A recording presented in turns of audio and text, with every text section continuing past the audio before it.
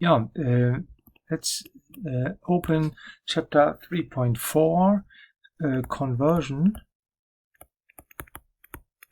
of differential equation into transfer function f of p. This is the content of this next sub-chapter. I have prepared the general linear differential equation, as we have done this in the previous parts of this chapter. And now I want to show you what ways we can do into conversion into frequency domain. First, condition. This only works, and I use this only with the following condition: zero initial condition, zero initial values. So because of the fact that the Laplace transformation starts at 0, we have no information in the transfer function what happens before, and so we want to assume in our situation that all values, so xe, the first derivative, the second derivative, all derivatives of xe, and xo, first derivative, and so on, that these values are all 0. Yeah, xe is 0, dxe over dt is 0, and so on. Same as with xo is 0, and all other variables, first derivative, and so on, is 0. So this is that what is behind this condition, and only then we can convert easily into the transfer function. The way is very simple. We now convert each part of the sum on the left side and each part of the sum on the right side. The Laplace transformation is linear. That means if I convert a sum, I can also convert each part of the sum, and in the result I have just to add the conversions. Next step is the constant coefficients also remains the same, because we have the linearity effect. A multiplication in time is in frequency the same, also a multiplication with a constant factor. Okay, then what is a derivative in time becomes in frequency a multiplication with p. Yeah, the first derivative is multiplication with p, second derivative is a multiplication with p squared, and the nth derivative is a multiplication with p to the power of n. That is the derivative rule in the Laplace transformation. And the xo of t, the time function xo, then is converted into the frequency function xo of p. So you see, this can I do now with all other parts of the sum, and I get this expression, plus and so on, down to p times a1 times xo of p plus a sub o times xo of p. That is the left side, and the same I can do on the right side. Yeah, if I have an equation in time domain, then I can convert the left side in frequency, the right side in frequency, and because of linearity, then the left side and the right side also must be identical. So I can do this very easily. So just in short terms, this will be bm times p to the power of m times xe of p, down to, now I have to just add the last member of this right part of the sum, xe of p. That's the first step. So I convert any part of the sum into frequency. You see on the right side, every part of the sum contains just a factor xo of p. So I can extract this factor and it remains just a polynomial function with p and p to the power of some values, yeah? an times p to the power of n plus an minus 1 times p to the power of n minus 1 plus down to plus a 1 p plus a sub o. That's the left side, and on the right side I extract the xe of p, and in the quantity write to xe of p.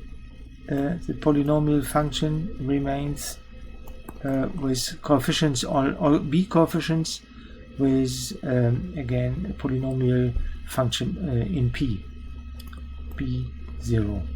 Okay, and the final step is, what is the transfer function of a system? This is nothing else than the output frequency function divided by the input of the frequency function.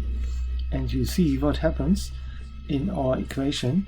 Here I can see this is xo. Now I divide both equations, both sides by xe, then I have the f of p, and this quantity on the left side I divide on both sides, so that I finally get a quotient of two polynomial functions.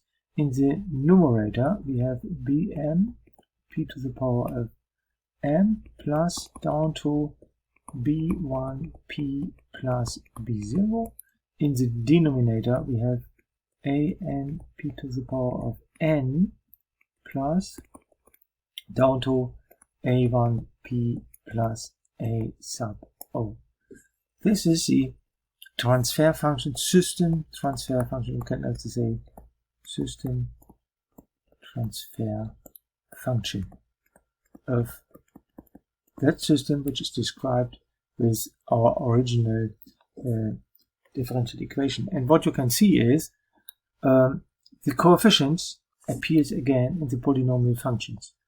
The coefficients are the same. That means if I know the differential equation, I can do these steps just very quickly in a formal way by writing the coefficients on the output side in the denominator and the coefficients of the input side in the numerator. I have just to know which coefficient appears in the transfer function. Yeah, so you see, if I know the differential equation, I can just at once in one step write the transfer function. If I know the transfer function backwards, I can at once write the differential equation.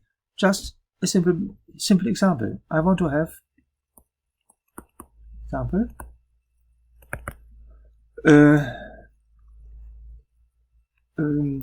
Calculate the differential equation. The differential equation of RC low pass filter. Low pass filter, what we have used before here in our situation. I want to have this differential equation. I know the transfer function f of p is 1 divided by 1 plus pt, and the transfer function is output signal, in our case the voltage u2, divided by input signal, that is my u1 of p. And now I convert this into a differential equation in a just formal way. That is wrong. Look, now my symbol, of course, has to be used in this way. I can write the following. I mark the coefficients. This is b0. This is a sub o, and this is a sub 1. In our writing of the differential equation, look here, this on the left side is a1, a1 is t times, why in red, don't know, I expect, t is a1, so t is a1, multiplied with the first derivative of the output, that is du2 over dt, plus a0, a sub o is 1 times output signal, plus u2 is b0 times input signal, that is 1 times u1 of t. Now that is a differential equation. Just equation of RC block. Now, if you want to control this, check this, just write down the Ohm's law here. U2, what we have done in chapter 2. U2 is 1 over PC times the current. With the current rule, voltage rule, you can also set up the differential equation, and I can promise you will have exactly the same result. So, if you know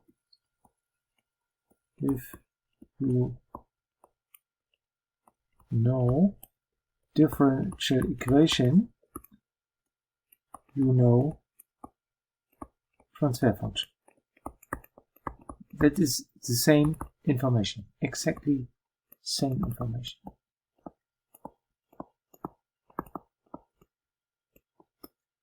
Okay, so far.